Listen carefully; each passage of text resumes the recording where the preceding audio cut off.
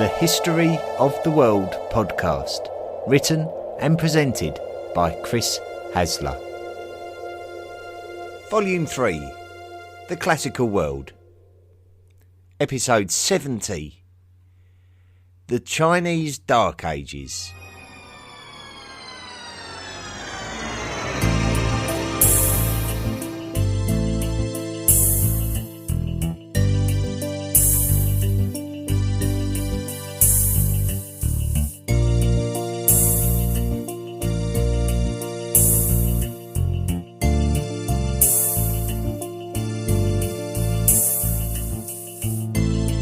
We have followed the story of China throughout its ancient history.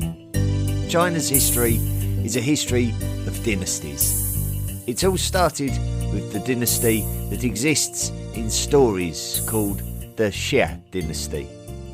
And if it did exist, then it would have likely have existed at the turn of the 2nd millennium BCE.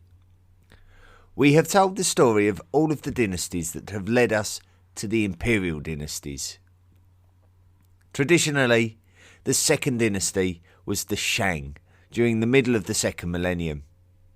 Archaeologically, the existence of the Shang has been proven. The Zhou dynasty, which followed the Shang, is the longest dynasty of Chinese history, spanning almost 800 years. The first period is known as the Western Zhou, and the second period is known as the Eastern Zhou period, which in turn is further split into the Spring and Autumn period and the Warring States period. 7 major states within the imperial lands of Zhou rose up against each other, and it would be the state of Qin who would conquer all the other states during the 3rd century BCE. The Qin dynasty was very short-lived, but we cannot ignore its iconic impact on Chinese history, with its somewhat strict legalist form of rule with a strong centralised governance which would pave the way for Chinese imperial history for the next 2,000 years. The Qin would fall and be replaced by the Han, who ruled with less absolutism that would encourage a more harmonious empire that could last much longer than the short-lived Qin dynasty. Chinese culture truly flourished under the Han dynasty with great advances in academia and trade. Confucianist philosophy was at the heart of education, and much of its cultural advances have endured to the modern age, especially when it comes to language and writing. The Silk Road would not only bring exotic goods to China, but would also allow the sharing of scientific ideas with the West. The collapse of the Han. From the 2nd century, the Han dynasty started to show cracks as corruption at the highest levels of government started to become a bigger issue. Families and clans linked to the imperial court would show favouritism for their own, as well as the court eunuchs who had been emasculated in an attempt to prevent a desire to seek power. This corruption would create a neglectful rule of the empire where peasants were being mistreated by greedy landowners and local governors for their own benefit, without there being any policing or consequences. This would cause the peasants to coalesce in their shared hardship into Taoist sects who secretly plotted to cause a widespread rebellion within Han Dynasty China. The rebellion is known today as the Yellow Turban Rebellion, and it would take a considerable effort by Han China to put the rebellion down. So much so that Han China was never really able to impose centralised rule on its empire ever again. So although Han defeated the Yellow Turbans had caused a long-term decline to begin over the course of the next generation. With central power compromised, the culture emerged where societies would have to fend for themselves without any support from the imperial court. Local chiefs would begin to take control of lands and societies and operate on a military level to defend their land and even expand to take others. The most successful of these warlords would carve out greater territories which would still be under Han China's imperial influence, but effectively under the local warlords' control. Some of the warlords would have their own ideas about the future of Han China. There was a general desire to remove corrupt individuals in order to bring prosperity back to the empire, But also individual warlords would have personal ambitions to be able to play a fundamental part in the future of the empire, even acting as the emperor. So the conflicts between the warlords would escalate and become larger in scale and more significant in terms of their effect on the direction of the empire's future. One of the strongest warlords was a man called Cao Cao, and he would take control of the young emperor who now lacked any kind of influence, just being an emperor in name only. Cao Cao would be able to influence the Han court with control of the emperor, which would only help to empower him to succeed. He would also take control of all the lands of northern China before turning his attentions to the lands south of the Yangtze River. When he attempted to move south, Cao Cao was neutralised by two powerful warlords called Liu Bei and Sun Quan, and his expansionist ambitions were prevented. When Cao Cao died in 220, his son Cao Pi deposed the ineffective emperor, thereby ending the Han dynasty. The lands of Cao Cao, Liu Bei and Sun Quan would become three separate empires, and this is known as the era of the Three Kingdoms. The Three Kingdoms. The Three Kingdoms period was the start of a prolonged period of instability and disunity in China, and we're going to take that journey today. Cao Cao's lands became the state of Cao Wei, and Cao Cao's son, Cao Pi, would rule as Emperor Wen of Wei. The other two warlords who prevented Cao Cao's expansion southwards would go on to stylise themselves as the emperor of their lands. Liu Bei's lands became the state of Shu Han, and Liu Bei himself became Emperor Zhao Lieh of Han. Sun Quan's lands became Dong Wu, anglicised as Eastern Wu, and Sun Quan became Emperor Da of Wu.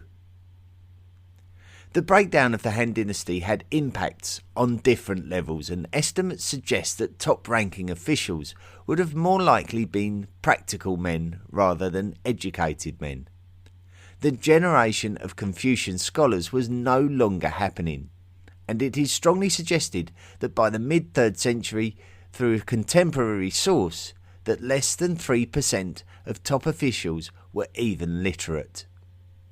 Confucians saw Taoists as uneducated and simple, with no constructive plan for rebuilding China, and therefore detrimental. Taoists would believe that greed within the ranks of China, a place where Confucians would be found among others, destroyed it. As we know, Chinese names are quite simplistic in their nature, and the state of Wei is a name that we have encountered before. Wei was the origin of the legalist reformer called Shangyang, but this particular state is distinct from the state of Wei that was originally part of a larger state called Jin. So the name Cao Wei is a historian's reference to the state of Wei from the Three Kingdoms period, and it is associated to the family clan of Cao, the most famous member of course being Cao Cao. The emperor of Cao Wei in the year 239 was a young man in his 30s called Cao Rui, and he would contract an illness which forced him to address the issue of his succession. He knew that his adopted son would be the one to succeed him if he passed away, but he was only an infant at the time, and a regency would need to be prepared. Two regents were selected.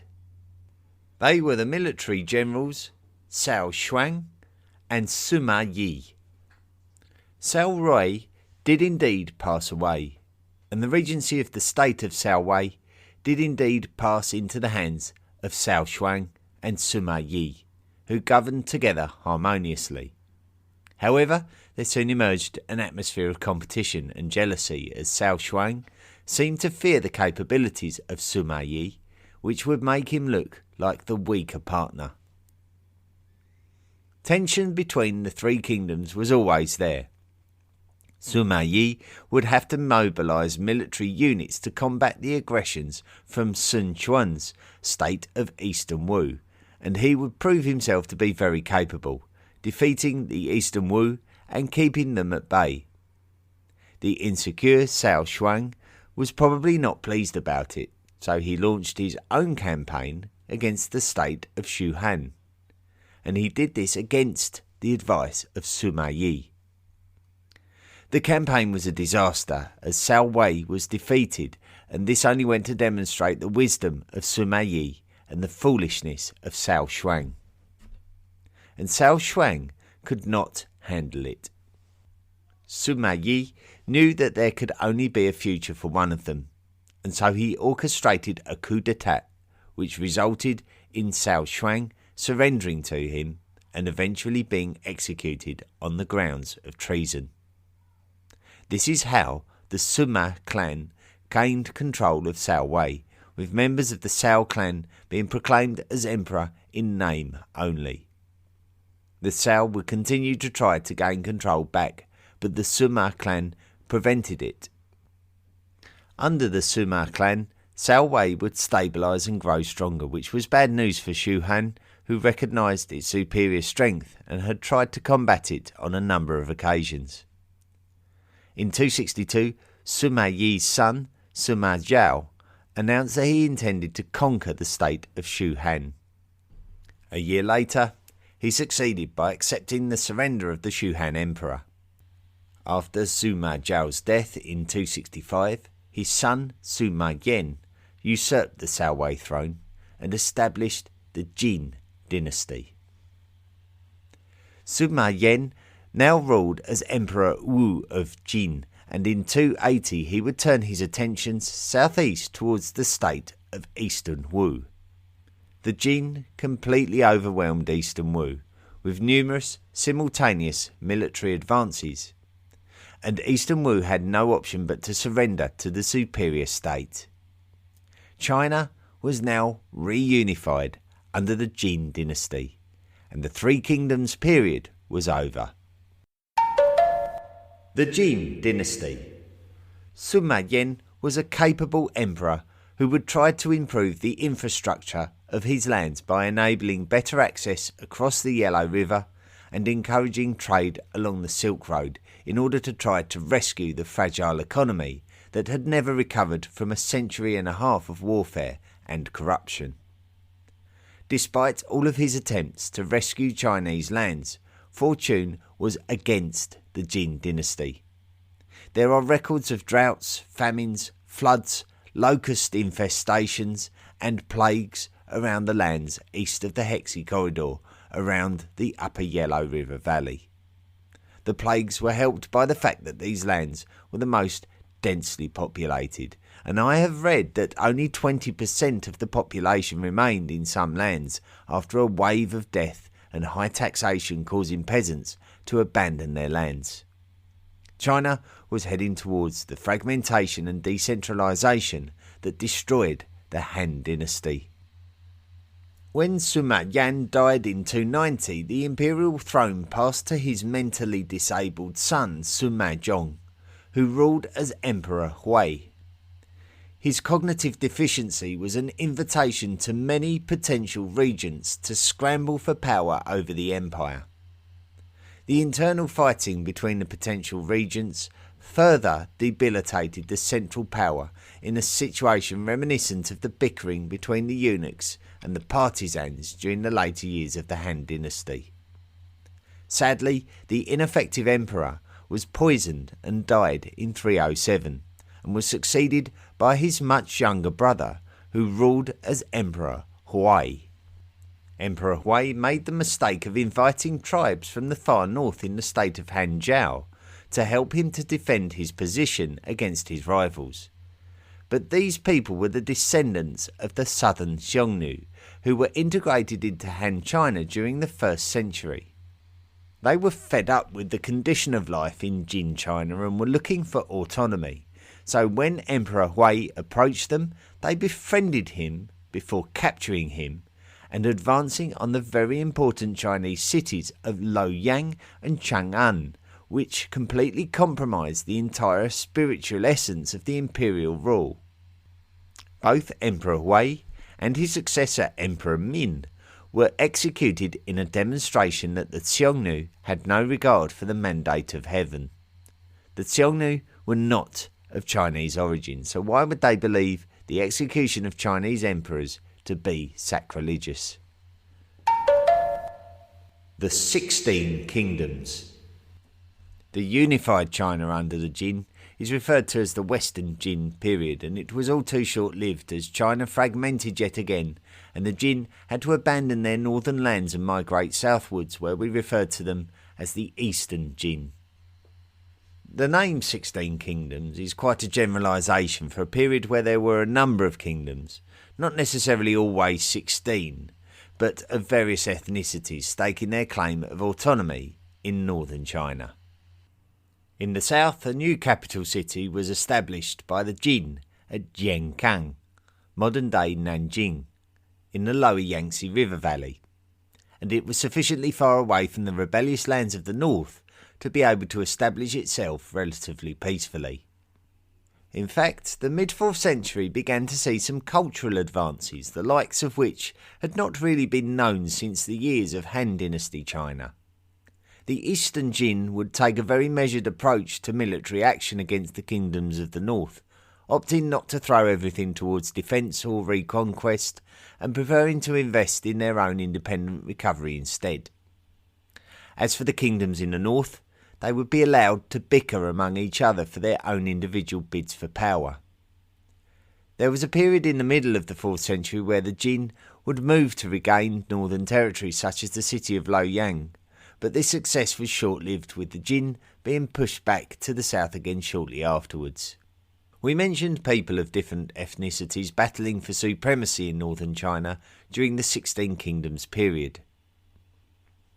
We're quite familiar with the story of the Xiongnu, who created a large empire in the eastern steppe, which prompted the Qin dynasty of the 3rd century BCE to construct the first Great Wall of China.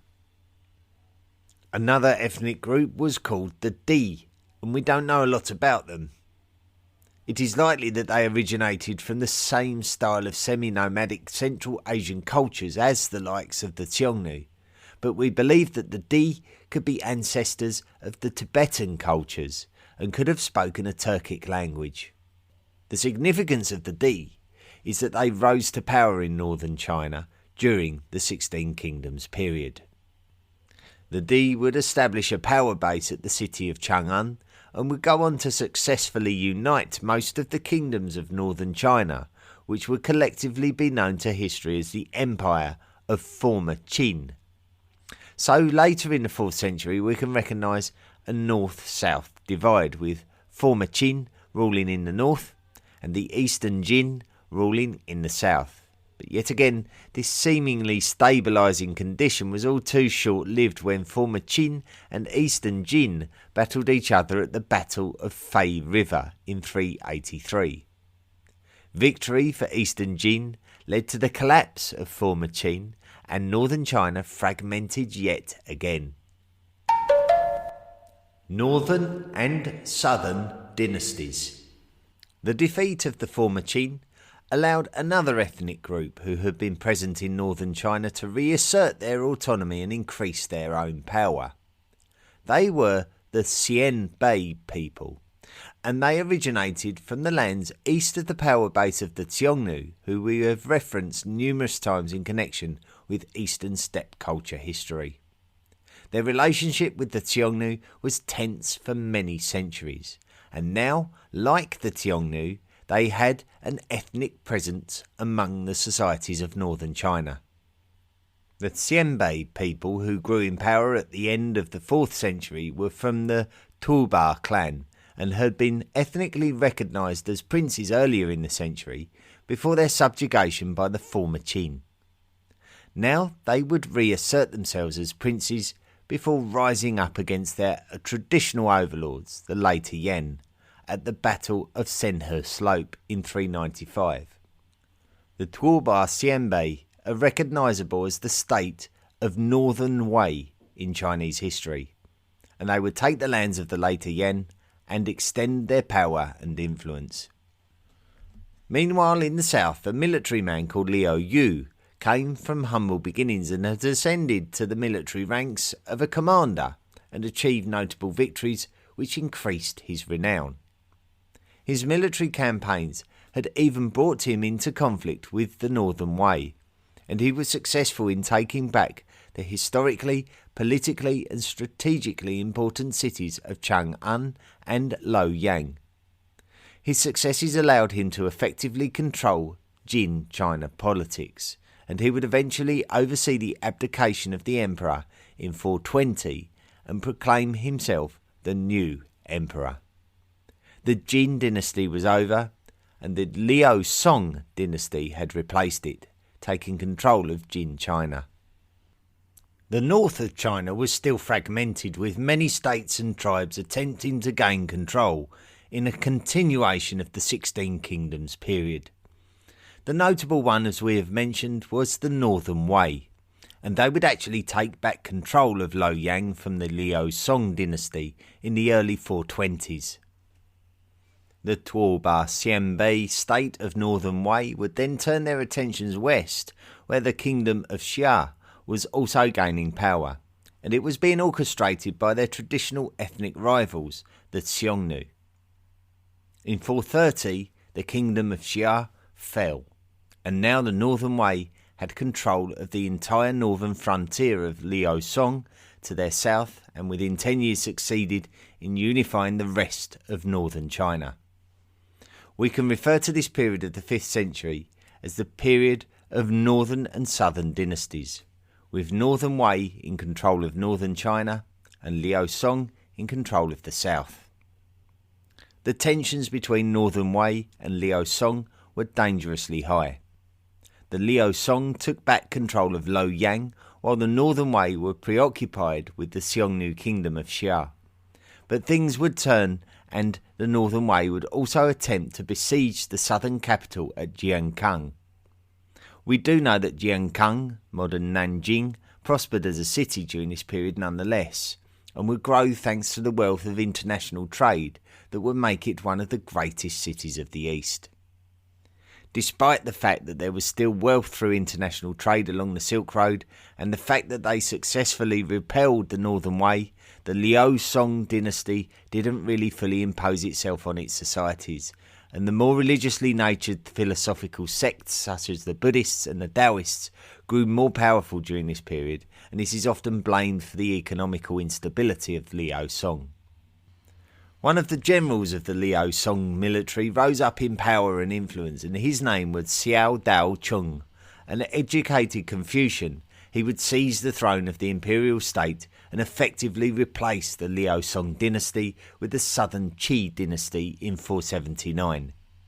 It appears that Southern Qi was no more stable than Liu Song, however, despite this change in imperial lineage. The conflicts with the Northern Wei would unsurprisingly continue, with the Northern Wei using a pretext of opposing the Southern Qi usurpation. The Southern Qi would simply defend and fortify their lines and cities, and the result was a peace treaty between the two vulnerable states, signed in the year 490. In the early 6th century, we can see yet another dynastic change in southern China, when the Southern Qi was replaced by the Liang. The Southern Qi had of course replaced the Liu Song, who in turn had replaced the Eastern Jin, and this really just demonstrated the fragility of the emperors during this period. So daunting was the prospect of having your throne potentially being challenged by legitimate family claimants and powerful military leaders that sometimes the most dramatic actions were taken to preserve the imperial throne. Emperor Ming of the Southern Qi, as an example, had acquired the imperial throne after staging a coup d'etat and subsequently slaughtered the descendants of his imperial predecessors in order to prevent suffering the same fate. The end of Southern Qi was incredibly severe, as the emperor who succeeded Ming seemed to execute anyone he wanted to, including high-ranking officials. And he attracted too many enemies, including one general called Xiao Yan, who was related to the Southern Qi dynasty. He put the emperor under so much military pressure that his own officials assassinated him. Xiao Yan became the emperor in 502, and this instigated the start of the Liang dynasty. Xiao Yan must have seemed like the antithesis of the outgoing emperor Xiao Baojuan, in that he embraced Buddhism and opposed executions. The empire grew in prosperity again and began to demonstrate a military superiority over the Northern Wei, who themselves were coming under internal pressure. Internal disagreements among the nobles of the Northern Wei led to its disintegration into two separate states, but still ethnically ruled by descendants of the Tuoba clan of the Xianbei people. Despite this, the relationship between the two states remained hostile. The Liang in the south reclaimed some of their lands thanks to this disunity in the north also. Now, the word Sinicized is to Chinese what Anglicised is to English, and the Eastern Wei was the more Sinicized half of the Northern Wei, with many descendants of the Han dynasty living in its territory. Eastern Wei desired to reunite with Western Wei, and this failed despite a number of campaigns. Eventually, a man called Gao Yang, who had both Han and Xianbei blood, took the imperial throne of the state, and it would become known as Northern Qi. Western Wei would take some time to establish itself economically and militarily, but indeed it did, and despite the fragmentation of Northern Wei, both the Northern Qi and the Western Wei would turn their attention southwards towards the Liang. The Western Wei would actually capture the Yangtze River port of Jiangling in a successful southward campaign very similar to that conducted by the Han military general and warlord Cao Cao around 350 years earlier. This was a serious blow for the Liang dynasty in the south. The sudden success of the Western Wei's southward advances can be attributed to something called the Fubing militia system, where the reserve units could be mobilised quickly from their assigned lands, and it was so effective that the most dominant dynasties of the next 2 centuries adopted this system too. Despite these conflicts that we might describe as international conflicts, there was still internal strife in both the states of Western Wei and Liang, and by the end of the 550s, both ruling dynasties had been overthrown. The Western Wei had been deposed by the Northern Zhao, and the Liang were removed from the ruling lands of the south by the Chen dynasty, and the Liang were left to rule a very small puppet state on the border of the Northern Zhao. So, let's summarise this. Essentially, after the Three Kingdoms period of the 3rd century, the northern state of Cao Wei was overthrown by the Jin dynasty, who reunified China. The Jin would lose their lands in North China and were forced south, while various states battled for the north during the 16 Kingdoms period. It would be the Northern Wei dynasty that reunified northern China, and there was a definite distinction between northern China and southern China. The Northern Wei split into 2, and towards the end of the 6th century there were 3 kingdoms again. Southern China was always one state during this period, but it was ruled by different dynasties as the years went by. The rise of the Sui. So we need to try to connect this period to the medieval period that we will cover in Volume 4, and the story of the Tang dynasty that ruled the whole of China from the 7th century to the 10th century. The Northern Zhao dynasty were in a powerful position from their heartlands in the northwest, and they had control of the upper Yangtze, which compromised the power of the Chen dynasty in the south. Firstly, Northern Zhao turned their attentions towards Northern Qi, maybe because they feared their capabilities. But the Northern Qi were affected by bad leadership, and the state disintegrated with reports of defections, and by 577 the whole of Northern Qi had fallen into Northern Zhao hands, and the whole of Northern China was united under one emperor by 580. Northern Zhao had ambitions of unifying the whole of China, but the new Emperor Xian was a young man who made some questionable decisions that prompted his father-in-law to depose him and take control of northern Zhou, establishing a new dynasty called the Sui dynasty. He would rule as Emperor Wen, and he would make great efforts to return China to greatness, even if that meant that the peasants would have to suffer in poverty to get there. Even though Emperor Wen would promote the religion of Buddhism, he would also promote the inclusion of Confucian scholars in his state administration, echoing from the days of the Han Dynasty, and he would commission great building projects such as the rebuilding of the Great Wall and the construction of the Grand Canal, which required much labour, not unlike the ambitions of Qin Shi Huang, the first great emperor of China from the Qin dynasty. However, the most notable of all these achievements that was achieved by Emperor Wen was when he sent 500,000 troops across the Yangtze River to successfully take the southern capital of Jiankang and conquer the Chen dynasty, bringing to an end the southern dynasties that had consistently existed throughout the northern and southern dynasties period. This would unite the whole of China for the first time in over 3.5 centuries, and it would signal the end of the Chinese Dark Ages.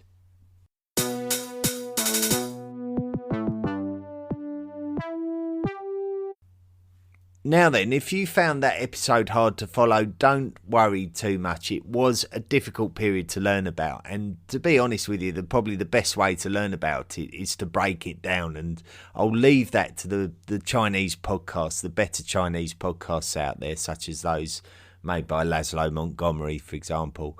And don't worry too much if if you struggle to take it in or you struggle to follow the story. There was a lot going on there. There's a lot to unpack from that period, and there's a lot of political turmoil, to put it mildly.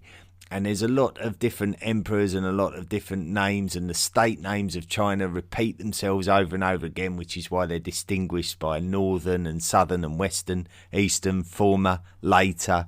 They've all got these very similar sounding names. So forgive yourself if you found that hard to follow. It doesn't mean that you're losing the plot or anything like that. It really is a difficult period to follow, and probably one of the more difficult podcasts to listen to out of all of them that we'll do in this entire series. So, if you're interested in this period of Chinese history, you can go back and listen to it again. And sometimes I find that if you've got maybe timeline maps of China, like you see so often on YouTube, there's some great creators of rolling maps that show you the changes in history of places, such as those made by Ollie Bai. If you find Ollie Bai's maps on YouTube that show you the history of China, and they will really give you a much better idea visually of what was going on during this period. So, like I say, if you've struggled to follow it, don't punish yourself too much. Other episodes will be much easier to listen to, but nonetheless, it's a very fascinating period. We can't leave it out. It's essential to the history of China, and these Chinese Dark Ages, as they're sometimes dubbed, really show you how much turmoil there is, and also the ethnic divisions of China as well, with the semi-nomadic tribes actually becoming part of the culture of the north and very much integrated into northern Chinese politics. So very interesting anyway. If you're interested in history, you'll always find anything like that interesting. So but it leads us nicely into volume 4 when we finally get there. Now, of course, every week we tell you that if you want to support the project, then you can do that. It's an amateur project. There's no funding from any professional body for this project, so it's really just an amateur project. So any contribution will help the podcast to grow and become a bigger project in the future, hopefully. It will also contribute towards the running costs of the podcast, which are always gratefully received in terms of the production and the materials used. And if you are interested in doing that, then just simply go to the historyoftheworldpodcast.com website, click on the Patreon link and go through to the page for the History of the World podcast on Patreon. There'll be a few explanations on there in terms of what what you can be entitled to in terms of monthly contributions. We give rewards for accumulated contributions, so you don't have to sort of sign up and make huge monthly contributions. You can still get rewards for donating as little as $1 a month. If you go to the website, it'll all explain it there. We send you gifts through the post, privileges, and also you have the lifelong distinction of being a member of the History of the World podcast Illuminati. Let's see if we've got any new members this week. I've just got to do a little bit of clicking about as usual. Let's have a look. This week we welcome Robert Vaughan, who is now a member of the History of the World podcast Illuminati, and Pierre Secord has also made a contribution. I think you're already in, aren't you? I think you're already in the History of the World podcast Illuminati. So he's coming again, wants to be a double member. Thank you, Pierre. Anyway, moving on, also, we do like to read out some of the listen messages that have come in, and we've received a few this week. The first one is, hi Chris, my name is Ryan Higgs. I'm a Hot World super fan from Waco in Texas, a city whose own infamous history includes the remains of at least 24 mammoths, a legalised red light district, the birth of Dr. Pepper, the lynching of Jesse Washington, a 1953 tornado killing 114, and David Koresh and the Branch Davidians and Baylor University. You certainly know a lot about your town there, Ryan. Very impressive indeed. I wonder what someone in a different hemisphere might think of a city like Waco. Although I'll tell you the boring truth, I've also lived in Dallas and Austin, and Waco's not drastically different or particularly villainous. I'm actually reaching out because I listened to Volume 2, Episode 6, in which you read a listener's audio complaint. My primary profession is audio engineering, and I love your podcast, so I just wanted to offer any assistance you might need. You sort of then go on and tell us about all the things that you can do, which is wonderful. I'm sure that with all those skills, I'm sure you could sort of be a great help to many of us podcasters. You put another idea. I've noticed that you or a friend create a slightly different version of the theme song each season, which is a super cool idea. I would love to help you with future theme songs. I've mixed and mastered many musical projects, and I have a pretty extensive library of MIDI instruments and effects. This would absolutely just be a fun project for me, so I would definitely help you for free create a professional sounding intro that you can use for your next volume. Listen, I'm very interested in that kind of thing. I was always hoping one day that someone might approach me and say, I want to re-record your theme tune, because I'm a big fan of covering it over and over again and having so many different versions of it. And all of the versions have been created by me on various software programs. You might be surprised to know I tend to sort of downplay my abilities, but this theme song was whipped up in about 10 minutes, and it's sort of now it's got a bit of a life of its own, really. But I've always hoped that someone might approach me and want to re-record it in their own style. I'll be very excited to hear that if anyone does do that. I even noticed that Becky Brindle also is a member of the History of the World podcast Illuminati, and she performs in her own blues band, I believe. So I don't know if that's a possibility for her to be able to create a version of the theme tune. But anyone that does, I'll be extremely interested. But thank you, Ryan. I've sent you a reply, and hopefully that'll sort of explain where I am in terms of the project and what could be done going forward. So thank you so much for the kind message, Ryan. Moving on, I've also got a message from Stephen Buckmaster, who's put, hi Chris, first of all, great work. One of the ups of the last years, I've had time to go back to history, the thing that I love but foolishly got sidetracked.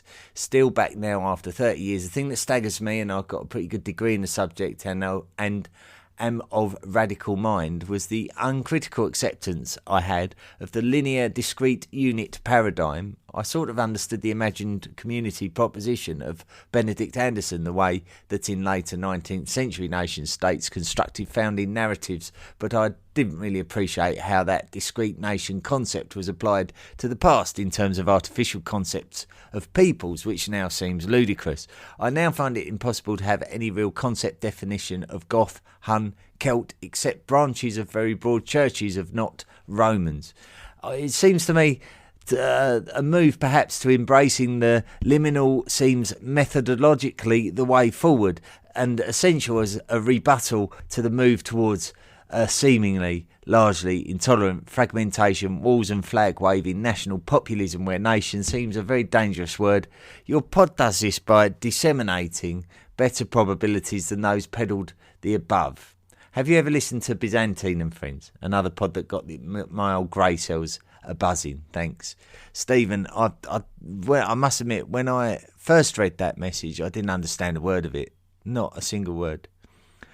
But I think what you're gearing yourself towards there is really the definition of a nation and what it actually means to be a nation and the people's ethnicity, what it means to be ethnically something or another.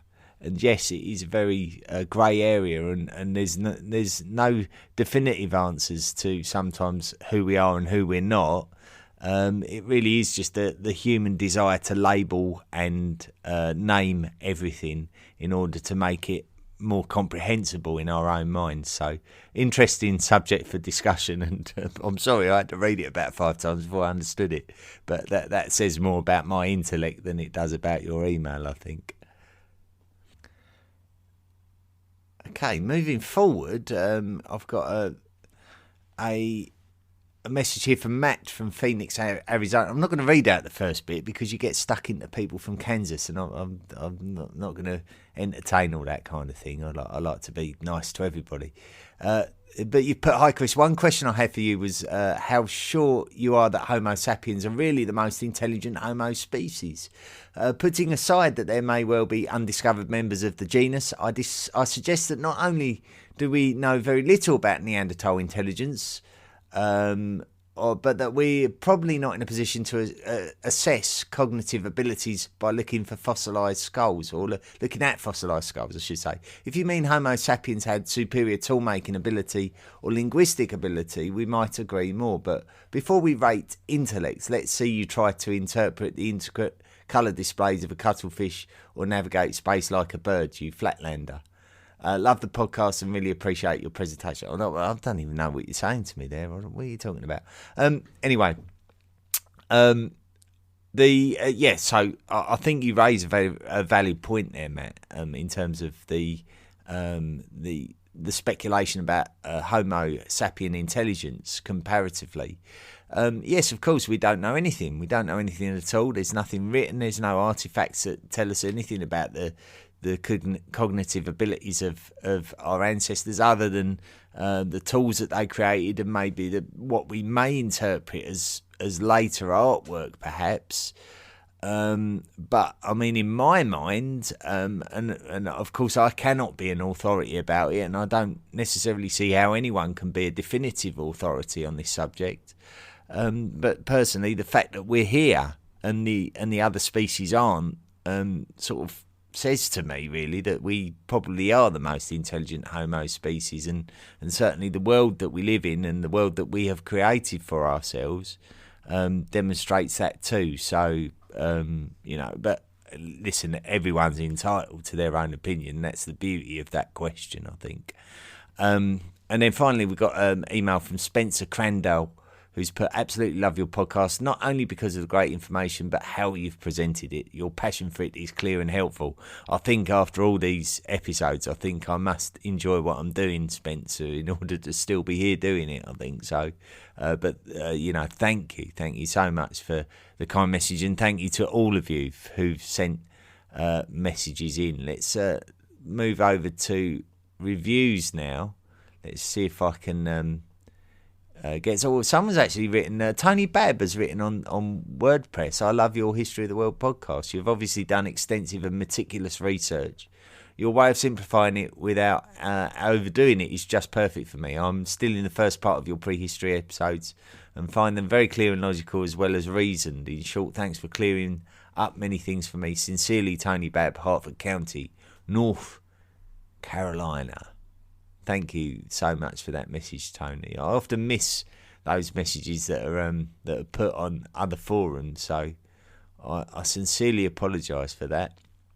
Let me see if I've got any reviews. I've got UNOITSLP from Apple Podcasts, United States of America, but a good place to wrestle.